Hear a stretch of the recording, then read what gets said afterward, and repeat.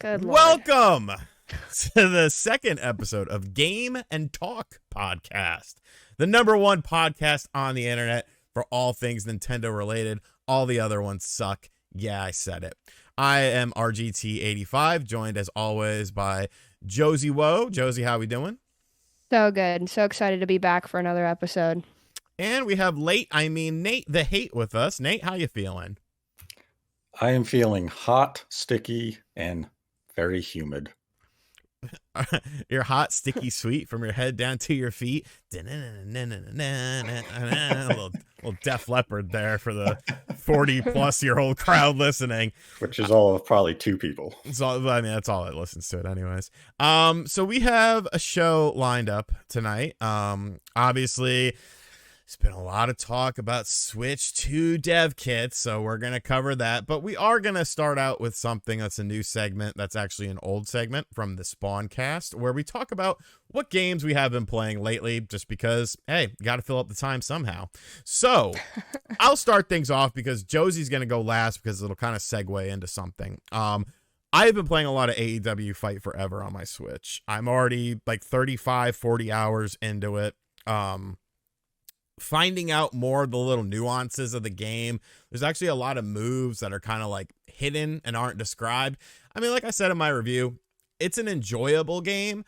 I have fun with it, but if people don't like it, I can understand it. Like if you didn't grow up playing the N64 wrestling games and you don't have that sort of nostalgia, it kind of misses the mark comparative to what the WWE games are. But I think it's a solid foundation that they are going to build upon in time. I have good faith to believe that they're going to be adding in more stuff, aka I know they're going to be adding in more stuff.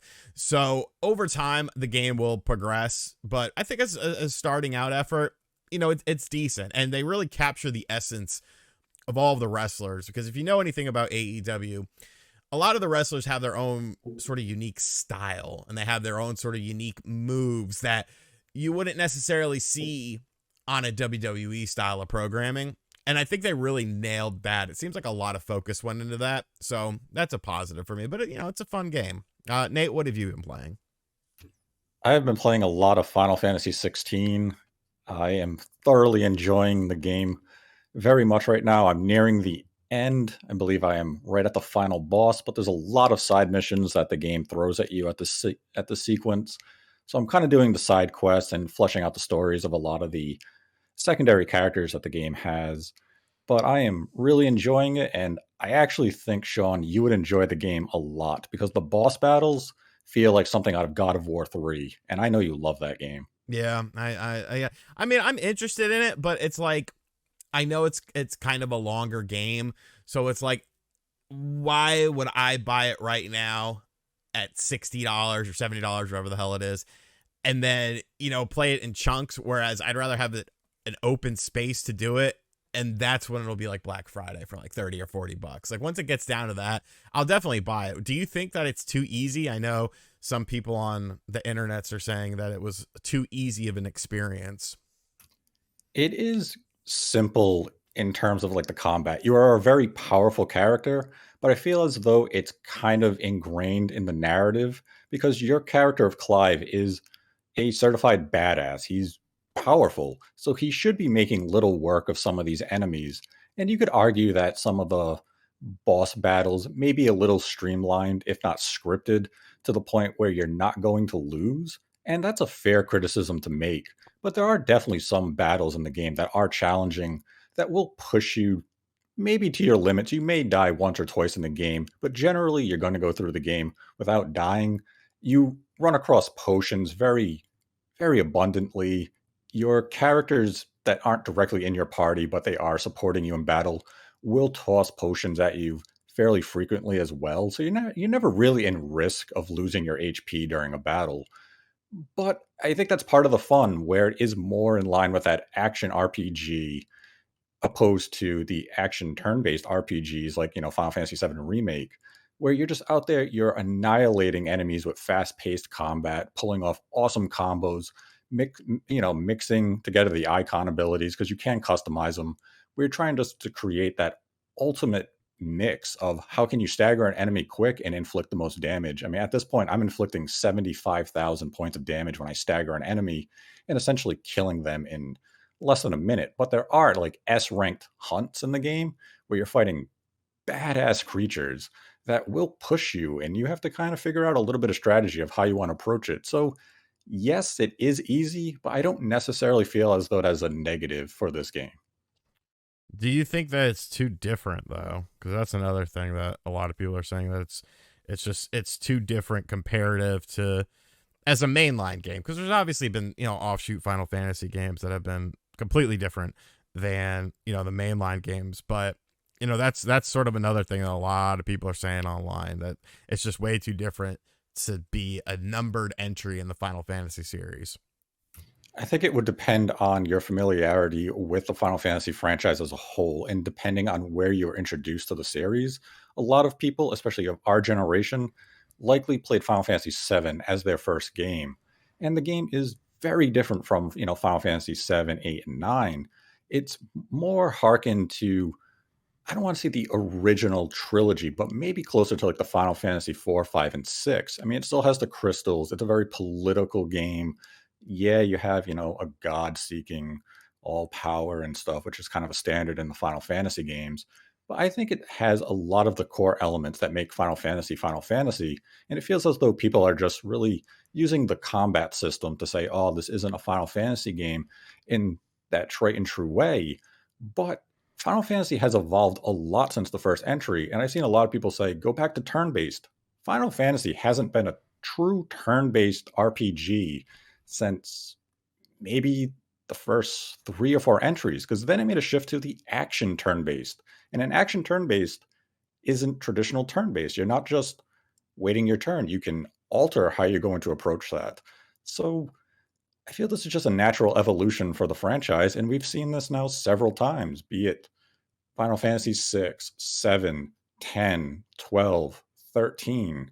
This is just how a franchise has to grow to cater to a new audience, and I think 16 caters to what the modern gamer would want from an RPG. And, we still have Final Fantasy 7 Remake that kind of mix and matches combat systems a little bit. So if that's more your style, you can play Rebirth in, about 6 to 8 months likely, and enjoy that game. But I think 16 has a lot there going for it that Final Fantasy fans can thoroughly enjoy and will enjoy if they give the game a chance.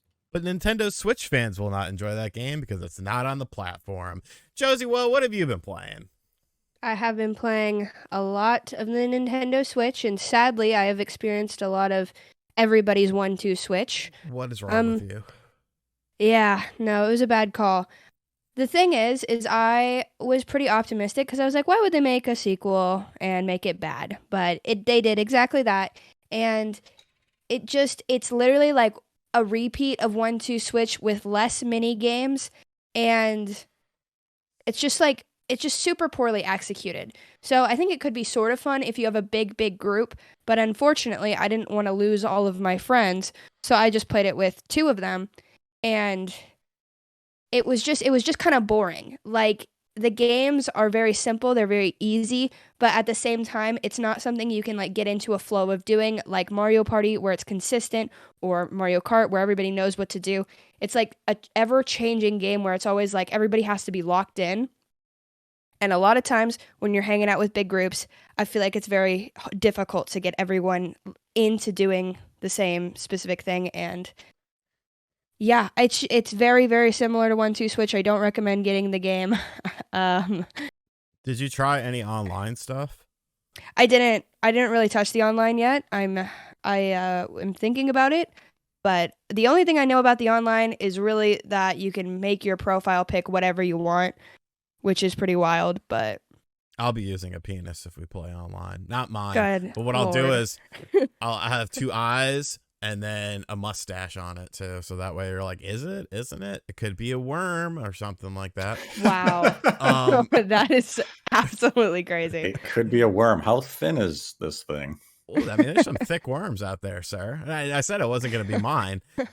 I'm not giving that away for free. So that's on the Patreon. Right, exactly. I mean, the moment I mean, the quick turnaround time, the lack of any real promotion, the fact that they had a Nintendo Direct after announcing it and still didn't show off anything. Like, I guess I don't understand. Like, there's been so many games that we know of that have been scratched. You know what I'm saying? That you look at them and you're like, yeah, okay, no, this isn't going to do it.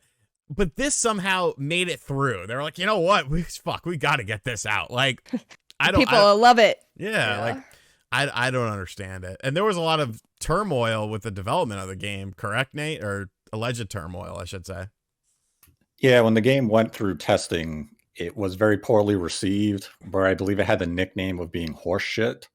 And that kind of led to Nintendo saying, what are we going to do with this game? So there was a lot of discussion whether or not it would be a retail release. Maybe it would be something that they would give as an NSO perk, but then they thought, could this potentially hurt NSO if we give this terrible game away as a perk?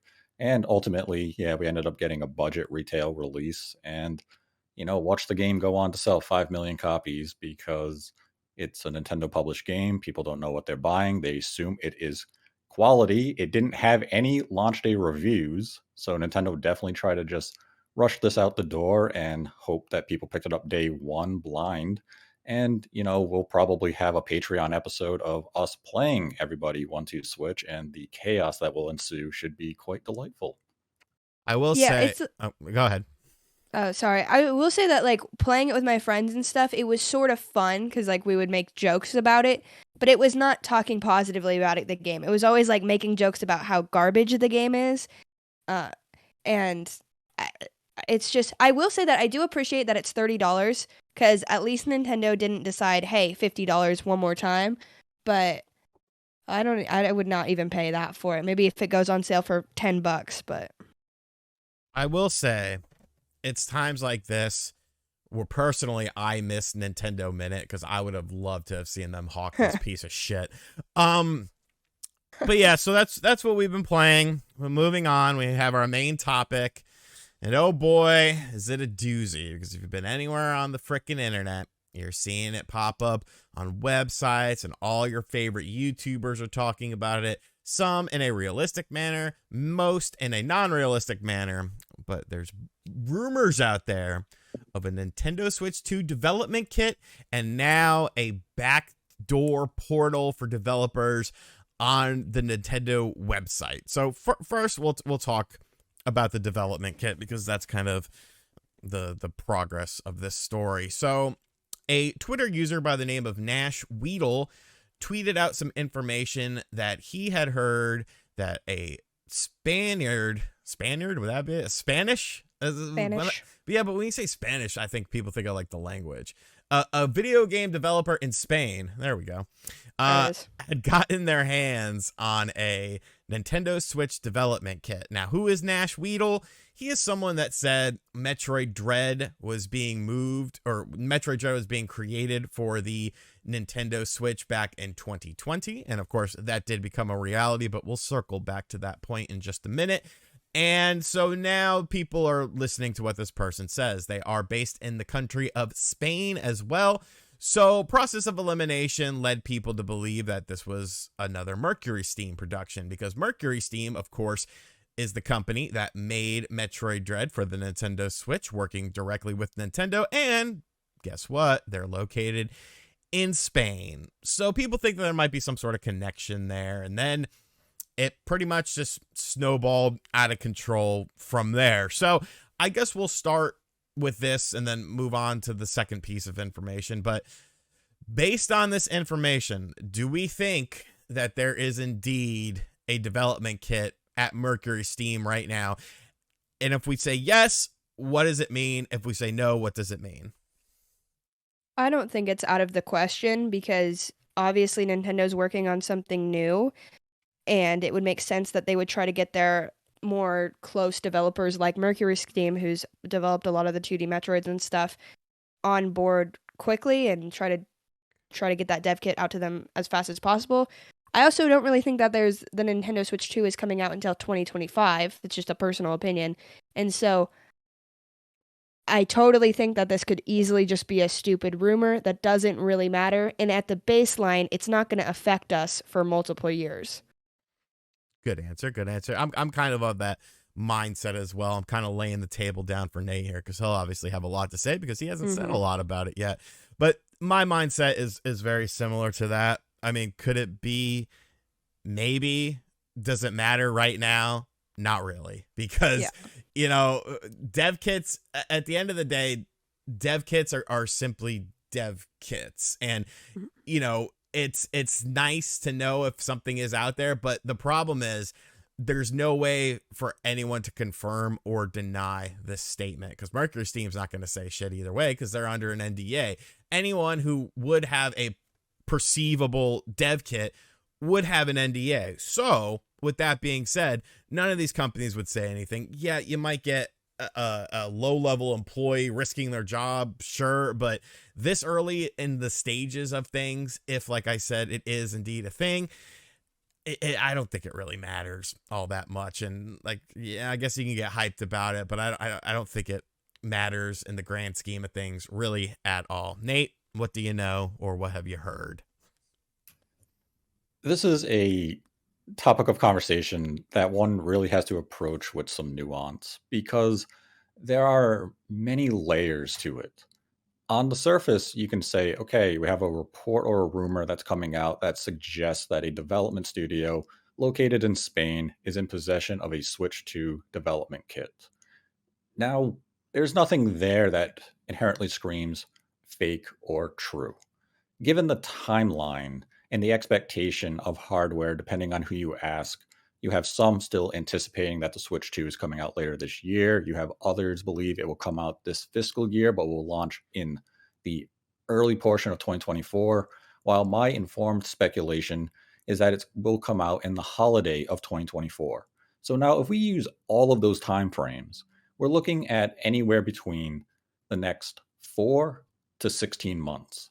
And all of that would fit in that general window of when near finalized development kits would fall into the hands of development partners. So this is kind of one of those bits of information that could it be accurate? Yes. Could it be fake and it's just a safe guess? Also, yes. And it's really hard to discern what exactly this information is at the moment. And as you said, it's not as though the studio who is in possession of it can come out and confirm it, nor that can they come out and deny it. And right now, the belief is that it could be Mercury system because they are located in Spain. And that's largely speculation on the internet's behalf. Now, let's say it is them. You made Metroid Dread. The odds of them making another Metroid game for Nintendo are fairly high. So if you're Nintendo, you definitely want a partner like them to have early access to near finalized silicon of your upcoming system as soon as you can get it to them so they can begin to develop the game for that platform and make sure you're using all the features that the hardware will introduce when it comes to market whenever that time is. Now my hesitation with the information is that it's only been mentioned by one account. There's been no real further backing of it. Yes, there was a Brazilian journalist who has said that they have been able to independently verify this information, but we haven't seen an expansion on that. We haven't had mentions of, oh, there's other studios in Europe who have the dev kit, or there's other partners in Japan, North America, and other regions that have had access to this. And that would brings me just a little bit of pause. But it goes back to that first point. We're well within the window of development studios likely getting access to dev kits for this new hardware. And with Gamescom and Tokyo Game Show coming up in just a couple of months, I do suspect we will begin to see leaks and reports come out as the year advances. Probably around September, I wouldn't be too surprised if you see a report from a major outlet be published, only because with Tokyo Game Show, it's an industry event. You're going to have a lot of companies in person meeting with people. Business meetings will be taking place with Nintendo and partners. So if there's information that is circulating in the industry, that chatter is going to become quite significant and loud. And that will lead to leaks and conversations between development partners, journalists, and such. And you'll likely get a report out around then, as long as the development kit distribution has hit a high point. If it's still very limited and only to select partners, they may be a bit cautious to run a report only because the amount of people with access is going to be the few, which means Nintendo could easily trace that information. So, right now, I think the claim itself I approach with some caution, but the possibility of it being accurate, I do think weighs on the higher end of things, but strictly due to that time frame. So it's one of those things you kind of have to take it for what it's worth, but look at how the industry works and say, this is well within reason, even if the information itself may not be 100% accurate. Yeah, that's kind of my thing. One of my hesitations is everyone's like, "Oh, well, he said Metroid Dread," and that no one expected Metroid Dread. It's like, well, really? Because I mean, there was how long were there rumors that a 2D Metroid was in development for the Switch? Metroid Dread isn't exactly a brand new title that hasn't been thrown around since the Nintendo DS era. Oh wait, it was that's been a thing since the DS. So to me, that just like, yes, it was. I mean, yes, technically he was correct, but it feels like a very safe guess. You know what I'm saying? And then let's say the 2D Metroid does come out and then it wasn't named Metroid Dread. Oh, well, that was the code name for it. That was the code name for it. They changed it at the last minute and then you still save face. So that's kind of one of my hesitations with it. But yeah, you're right. Like, there's no way to confirm nor deny it, so you can only speculate on it. And Right. Sure, like I think a lot of us are anticipating a 2024 thing, but I have to ask, why did that mean July? That's been a question that's been baffling me now for the last several weeks, where everyone's been holding on to this belief that this has to be announced in July. And I think it just comes back to when Jeff Grubb had just mentioned that he was hearing at the time that there was going to be nothing in June in terms of a direct, but there was that possibility of maybe something Nintendo related in July. And I think people are clinging to that piece of information as, oh, something's coming in July because Grubb had mentioned that. And I think it's just a situation of maybe Grubb's source at the time had confused June and July for the direct, and they just got the information wrong.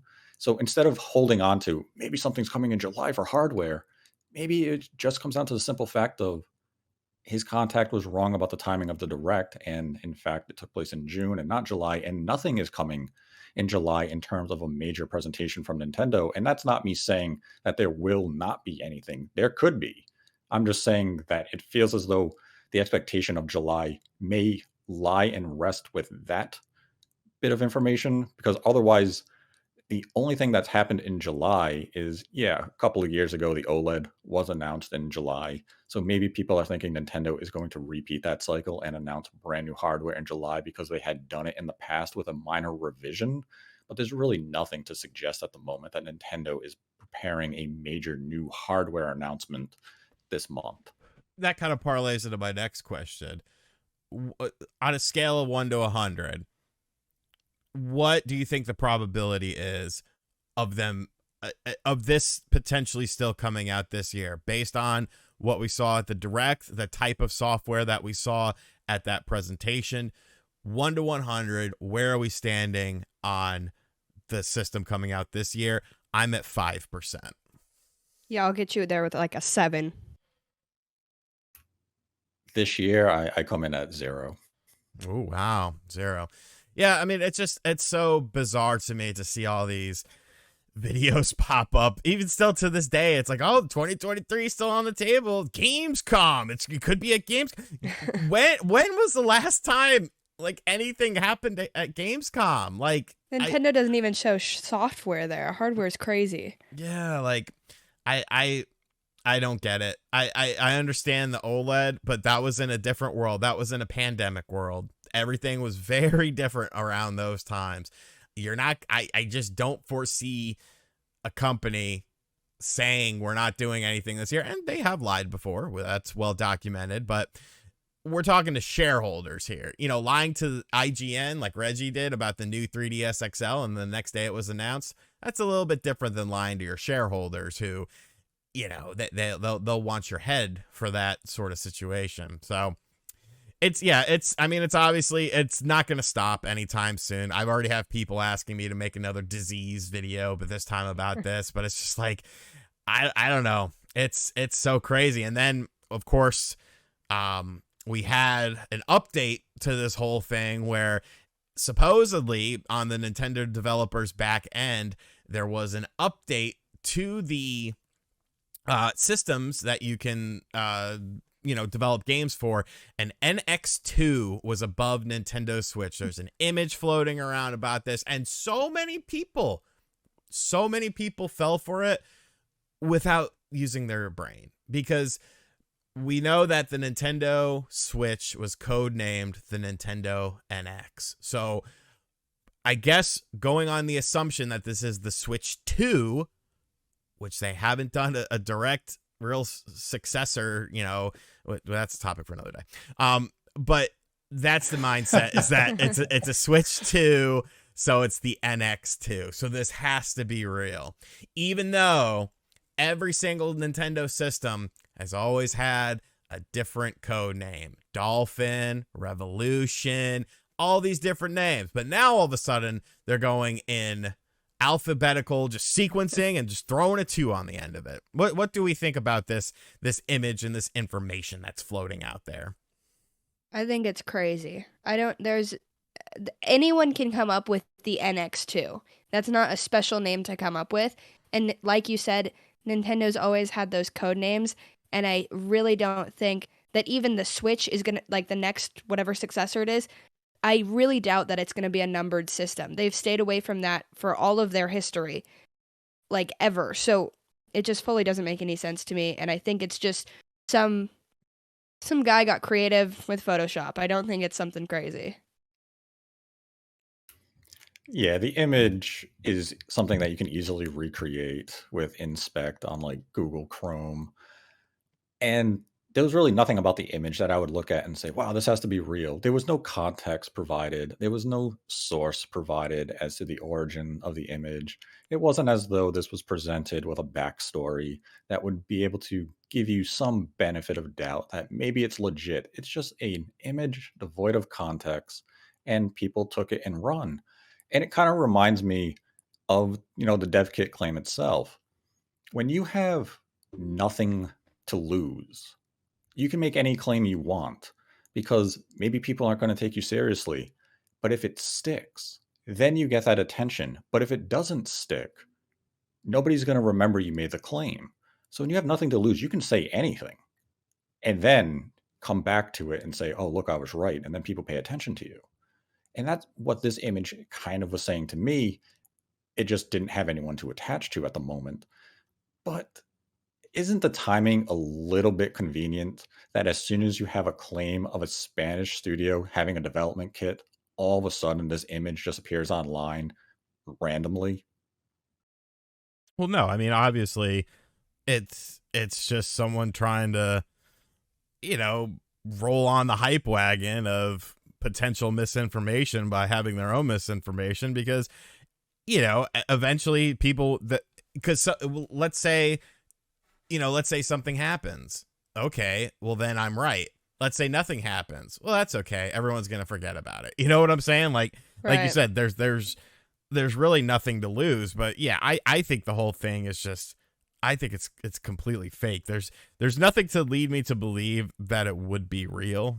So, and why has nobody, and much like the story of the dev kit, why has nobody come out and collaborated with it and said, okay, yeah, this is the thing. I also saw this too. I heard this too. Like, this is the one person in the entire world who happened to see it at the right time. And so, yeah, it has to be real. Like, no, that doesn't make any sense. Right. And that'd be one of the things, a journalist out there, be it whoever, Jason Schreier, IGN, GameSpot, Game Informer, Eurogamer, whomever you choose, would be able to get in contact with some of their development sources and say, hey, is this appearing for you on the development portal site?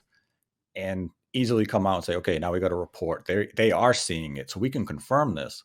It's one of those things that it's not really worth them coming out to deconfirm, because it's ultimately nothing. If the rumor is nothing, you're not going to make a report to say what you saw is nothing. So people will say, well, how come they haven't deconfirmed it? Because there's nothing to deconfirm. Right. It boils the person making the claim should be the one having to prove the claim, not someone Right. to come along and deny the claim. Like you made the claim, you made this a thing. It's your responsibility. Right. The burden Yeah. of proof is on whoever created the image or shared the image. And a lot of times I feel like these have to be corroborated in order to take them seriously. Like it's the same with a Nintendo Direct. A Nintendo Direct gets leaked, then a couple people confirm it, and then you'll take it more seriously because that's consistent information that a few different sources have. But like you guys said, coming from one person and something as easily made up as NX2 holds not a lot of weight in my opinion. Right. And I mean, I guess that kind of circles around to the final thing I wanted to talk about. NX2. The whole assumption of this system is that it's going to be, I mean, because if you hear the name NX2, you would assume what? It's another Switch, but more powerful. And that seems to be the strongest assumption that everyone has with this system. Even though, if you look for clues and context, Nintendo always likes to use the word unique. And, you know, we want a unique gaming experience. So I ask the esteemed panel this. Do we think that this is indeed going to be the system that everyone claims they want, just a stronger system with full backwards compatibility? Or do we think it's a brand new idea, a brand new concept?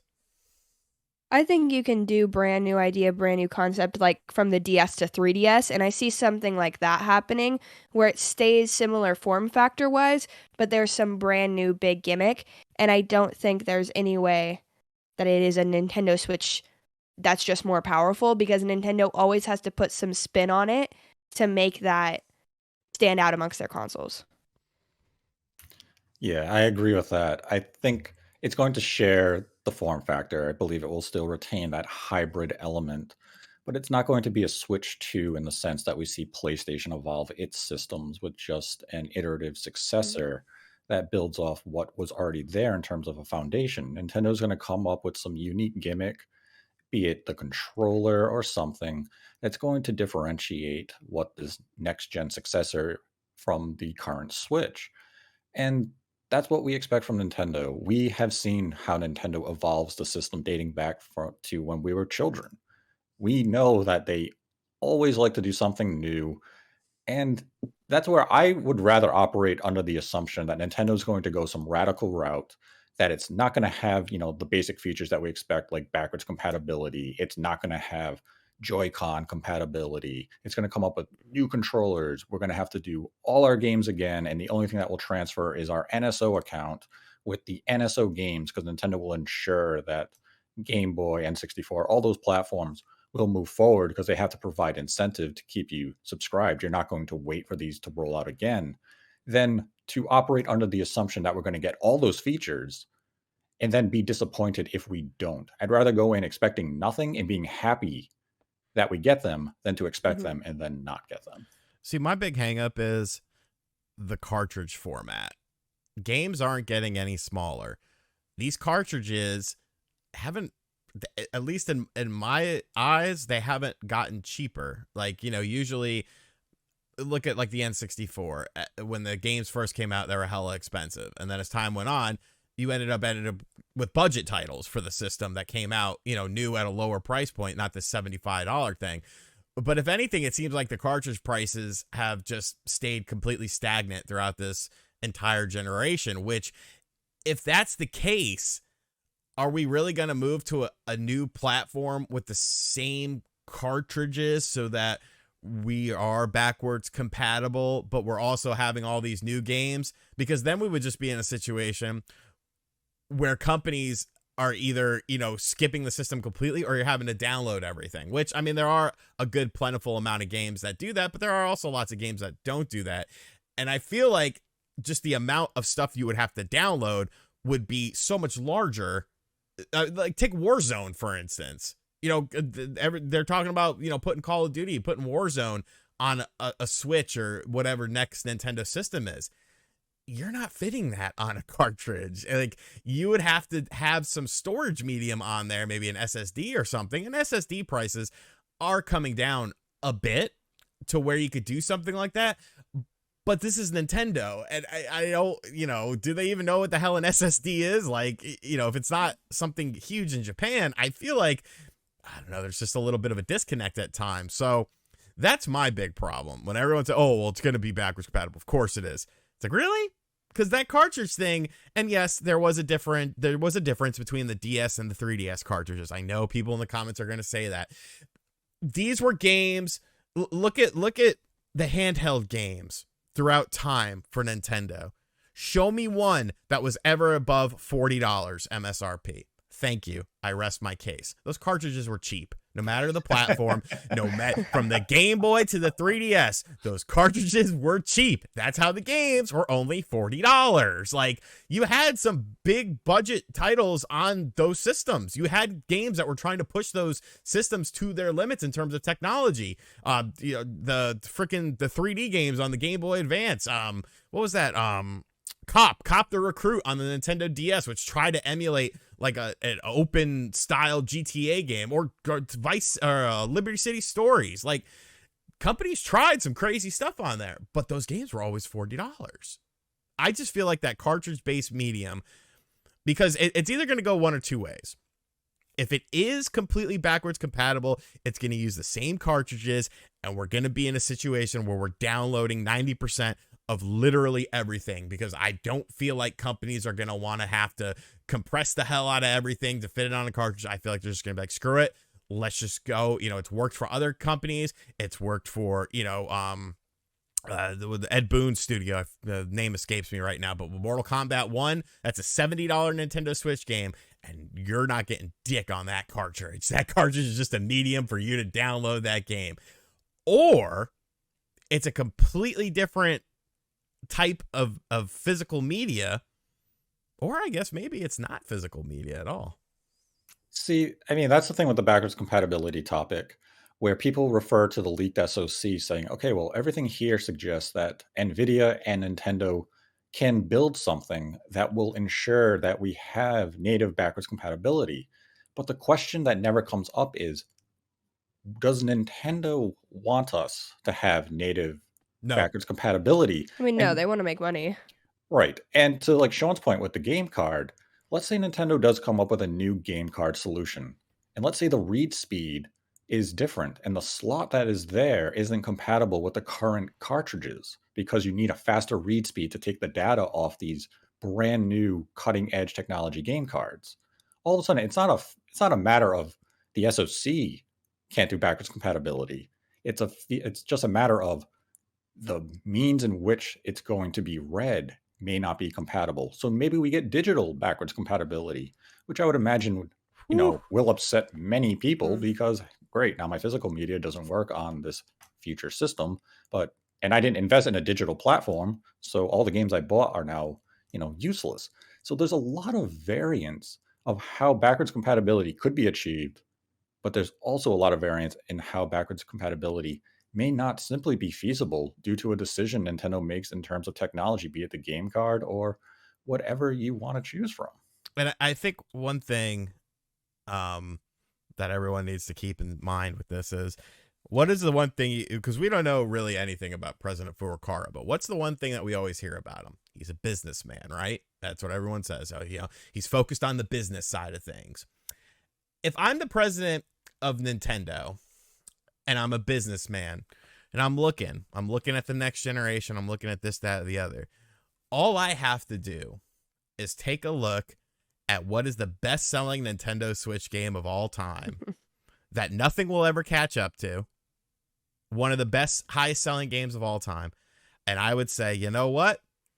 They'll rebuy it.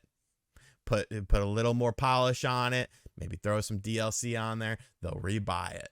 Because Mario Kart 8 Deluxe, nothing comes close to that. It's a Wii U game.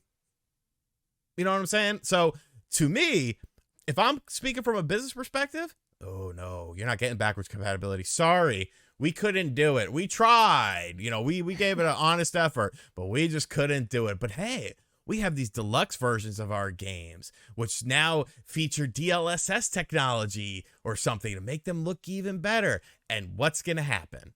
People are going to gobble it up. People bought Wii U games on the Switch for more than they released on the Wii U. Donkey Kong Country Tropical Freeze.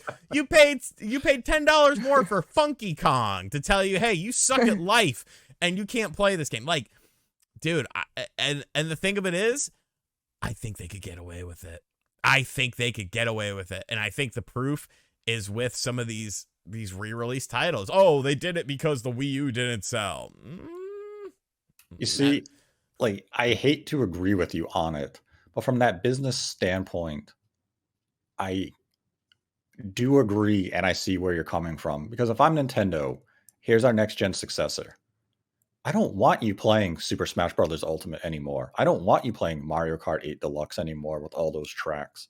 I want you to buy the next Mario Kart. I want you to buy the new Smash Bros. Game. And the best way I can ensure you do that is by depriving you access to those games on that platform. And that is dirty pool.